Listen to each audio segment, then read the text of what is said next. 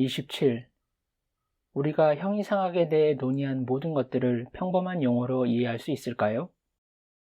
그래, 가능하다. 문제는 네가 그걸 들을 만한 인내심과 관심을 갖고 있느냐는 것이다. 이것은 너 자신과 너의 다차원 우주, 심지어 신에 대한 이해를 넓히는 데 도움이 될 수 있지만 잠시 동안은 대학원 수업같이 느껴질 것이다. 해보세요. 집중하겠습니다. 간단히 이렇게 생각해라. 삶의 모든 부분이 물질보다는 공간으로 훨씬 많이 구성되어 있다. 현미경이나 망원경으로 이것을 확인할 수 있다. 망원경으로 우주를 보건 현미경으로 모래알을 보건 정확히 같은 것으로 보인다. 대우주와 소우주는 본질적으로 같다. 이제 순수한 에너지가 응고되어 인간의 용어로 물질이라 불리는 것으로 변모한다. 이러한 응고물이 충분한 속도로 진동하고 왕복하기 때문에 입자들은 끊임없이 움직이게 된다. 그들은 한 장소에서 진동하거나 회전할 뿐 아니라 자신의 회전 에너지의 추진력으로 공간을 가로질러 움직이기도 하는데 이는 팽이가 회전하면서 테이블 위를 가로질러 움직이는 것과 흡사하다. 이러한 무수한 입자들이 상대적인 용어로 매우 빠르게 움직이게 되면 여기에 있지도 않고 저기에 있지도 않으며 모든 곳에 한 번에 있는 것처럼 보이게 되어 고형성의 환상을 창조한다. 혹은 너희가 물질적이라 부르는 것으로 너는 선풍기 날개나 자전거 바퀴살이 정확히 이와 동일한 환상을 만들어내는 것을 볼 수 있다. 고형성의 환상을. 이해했습니다. 그렇다면 고진제는 단순히 자신의 근원의 진동 주파수 혹은 속도를 낮춤으로써 탈고형성 혹은 탈육화한다는 말이군요. 그렇다. 그들이 하는 것이라고는 자신의 에너지 입자들의 회전 속도를 크게 늦추는 것, 즉 그 입자들이 진동 패턴의 한 지점에서 다른 지점까지 가는 데 걸리는 시간을 늘리는 것뿐이다. 너는 갑자기 입자들 사이의 공간이 보일 것이다. 마치 자전거 바퀴를 돌리는 힘이 약해지면 바퀴살 사이의 공간이 보이게 되는 것처럼. 그런데 충분히 먼 거리에서 우주 혹은 은하계들을 살펴보면 너에게 보이는 것은 하나의 거대한 바퀴가 전부일 것이다. 이제 자전거 바퀴살 사이에 공간이 충분히 거대하다면, 즉 네가 미생물 크기이고 네 시야가 한정되어 있다고 느껴지면 매우 긴 시간 동안 자전거 바퀴의 다음 바퀴살이 올 때까지 네가 보는 것은 텅 빈 공간이 전부일 것이다. 사실 네가 기다리면서 다음 바퀴살을 보는 동안 고형성은 사라진 것처럼 보일 것이다. 네가 모르는 것은 애초에 고형성이라는 것이 없었다는 사실이다. 그것은 그저 네 눈길을 지나가며 움직이는 바퀴살들의 속도가 고형성의 환상을 창조하는 과정일 뿐이다. 고진제가 탈육화할 때 고진제의 에너지 사이클들 사이의 시간이 상대적인 용어로 매우 길기 때문에 그 왕복하는 공간이 역시 상대적인 용어로 거대하다. 이전에는 다른 이들에게 고체적 물질성으로 보였던 것이 이제 더 이상 그렇게 보이지 않을 정도로, 그 개체는 너에게는 불가해야 할 정도로 매우 멀리서 보지 않는다면 전체를 볼 수 없기에 마치 사라진 것처럼 보인다. 공식은 간단하다. 시간 플러스 공간은 겉모습. 만일 네가 전체 우주로부터 충분히 멀리 떨어지면 너는 신의 몸을 보게 될 것이다. 그래서 지금 물리학자들이 추측하고 있는 것이 사실입니까? 하나 이상의 우주가 있다고요? 그래, 코스모스는 단일 우주, 유니버스가 아니라 멀티버스다. 흔해 빠진 말로 하자면 우리는 그것에 대해 반도 모르는 것이군요. 더 정확히 말해 그것의 100분의 1도.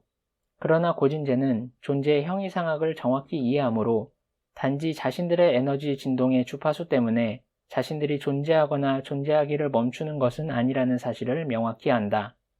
그들은 단지 물질적이거나 그렇지 않은 것처럼 보일 뿐이다. 존재하느냐 존재하지 않느냐, 그것이 문제이다. 정확하구나. 고진제들은 근원에 진동하는 개체들로서 그들이 언제나 영원히 존재한다는 것을 알고 있으며 그들이 하는 일이라곤 그들 에너지의 변동수를 조절하고 움직임을 변화시킴으로써 그들의 목적에 부합하다면 보이거나 보이지 않게 되거나 네가 물질적이라고 또는 비물질적이라고 부르는 것으로 변화하는 것이라는 걸 알고 있다. 얼마나 간단합니까? 그들은 결코 실제로 육화하거나 비육화하지 않습니다. 그들은 단순히 항상 그렇습니다. 그들은 항상 둘 다입니다. 그리고 그들은 단지 그들의 에너지 진동수를 조절함으로써 그들의 공간을 더 또는 덜 채웁니다. 어떤 의미에서는 확장하거나 수축합니다. 그리고 당신의 에너지 진동수 때문에 신은 너무나 커서 당신은 전혀 보이지 않아요. 그것은 당신이 그곳에 없다는 것을 의미하는 것이 아니라 당신이 너무 확장해서 당신의 에너지 입자들 사이의 공간이 당신을 보이지 않게 하는 것입니다. 훌륭하구나. 잘했다. 신의 형이상학적 설명이구나. 너와 그 외 모든 것은 신의 에너지 입자들이다. 그리고 우주의 거대하게 회전하는 입자들 간의 광대한 공간은 너를 구성하는 입자들 간의 상대적으로 광대한 공간에 거울처럼 투사된다. 너는 만일 네 몸 안을 어마어마하게 확대해서 보면 밤하늘을 올려다보는 것과 정확하게 같은 것을 보게 되리라는 것을 이해하느냐? 넌 너와 우주 둘 다 99%가 공간이라는 사실을 알게 될 것이다. 너는 이러한 유사성이 우연의 일치라고 상상하느냐? 만일 지구상의 모든 사람들에게서 공기를 빼고 에너지 입자들만 남겨놓는다면 아이가 갖고 노는 구슬 하나에 전 인류를 집어넣을 수 있다. 이거 정말 놀랍군요. 그리고 이해를 위해서도 매우 도움이 된다. 대부분의 인간은 자신들의 에너지 입자가 최대 속도로 움직이고 있을 때 보고 체험하는 것을 자기 자신이라고 생각한다. 너희는 너희 자신이 간단한 형이상학적 조작을 통해 몸을 창조하는 영혼이 아니라 몸이라고 생각한다. 한 사람의 에너지 입자가 최대 속도로 움직이고 있으면 너는 그 사람이 살아있다고 말한다. 어떤 사람들의 에너지가 매우 느린 속도로 움직이고 있으면, 즉 영혼이라면 너는 그들이 죽었다고 말한다. 그러나 죽음은 존재하지 않는다. 너는 결코 존재하기를 멈추지 않고 단순히 형태를 바꿀 뿐이다. 사실 네가 죽을 때 너는 더욱 확장된다. 그래서 저는 결코 비물질화를 하지 않는군요. 저는 항상 에너지 입자의 조합이고 계속 그렇게 존재할 겁니다. 죽음이 존재하지 않는다는 말은 그런 뜻이에요. 내가 물질적이든 형이상학적이든 간에 그것은 단순히 내 입자가 회전하기 위해 얼마나 많은 시간이 걸리는지의 문제일 뿐입니다. 시간, 공간, 연속체에서 나의 입자들이 얼마나 멀리 떨어져 있는가의 문제요. 그리고 이건 단순히 그들이 서로 회전하고 움직이는 속도의 함수일 뿐입니다. 보았느냐? 너는 평범한 용어로 이 모든 것을 이해할 수 있느냐고 물었고 나는 그렇다고 말했다. 그리고 너는 이해했다. 그러나 영혼이 떠날 때 제 몸은 물질적으로 여전히 남아있을 겁니다. 매장되거나 화장되거나 아니면 다른 방식으로 처리되겠지만 어쨌든 있습니다. 이건 사라지지 않죠. 그렇다. 그것은 단지 현재의 물질적 형태로 존재하는 것을 멈춘다. 그것은 결국 소멸한다.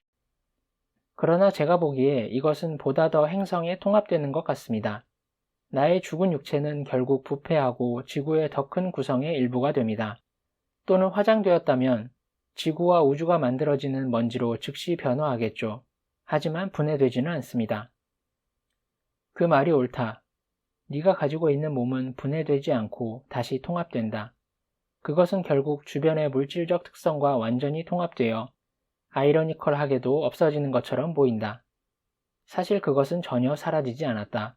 대신 새로운 모습을 가지게 되었다. 재는 재로, 먼지는 먼지로. 바로 그거다. 그리고 그 입자들은 그 몸에 살았던 영혼에 의해 모아지고 마음과 영과 재결합하여 다시 한번 세 부분으로 이루어진 자아가 된다. 이것이 육체의 부활인데 그중 많은 것이 기록되어 있다. 하지만 그 과정은 고도로 진화한 존재들처럼 즉각적으로 일어나지는 않지요. 그게 제 요점입니다. 그 과정은 시간이 걸려요. 그 환상의 틀 안에서 보면 그렇다. 하지만 형이상학적 형태로 있을 때 영혼의 관점인 또 다른 관찰이 용이한 위치에서 바라본다면 이 모든 것이 동시에 일어나고 있다. 네가 몸과 마음이라고 부르는 에너지적 표현들은 영혼과 함께 모든 영원성을 지나면서 여행한다. 그들은 실제로 영혼의 일부분이다. 제한된 이해 속에서 너의 마음이 몸과 마음이라고 부르는 것은 단지 영혼 에너지의 한 측면일 뿐이며 그들이 특정한 방식으로 경험되고 표현될 수 있게 하는 주파수에서 진동하고 있을 뿐이다. 너는 몸, 마음, 영혼의 세 부분으로 이루어진 존재이며 결코 그 이상도 이하도 아니다. 형이상학 영역에서 물질 영역으로 옮기고 다시 돌아갈 때 너는 너의 그러한 측면들을 단순히 분해하고 재통합한다. 그런 일이 어떻게 가능한지 이해하기 위해선 이른바 백색빛을 생각해봐라. 이것은 실제로 전자기 스펙트럼에서 서로 다른 파장의 세 개 조합이다. 분산 프리즘을 통해 백색광을 보내면 구성하고 있던 스펙트럼의 색상이 나타난다. 이제 물질성을 궁극적인 현실의 프리즘이라고 생각해보라. 영혼이 프리즘을 통과하여 물질성으로 들어가면 영혼은 자신의 구성 요소인 신체, 정신, 영혼으로 분열된다. 그것이 프리즘을 다시 통과할 때, 혹은 인간이 말하듯 돌아가실 때, 영혼은 다시 한 요소가 된다. 그 한 가지 요소가 바로 너다.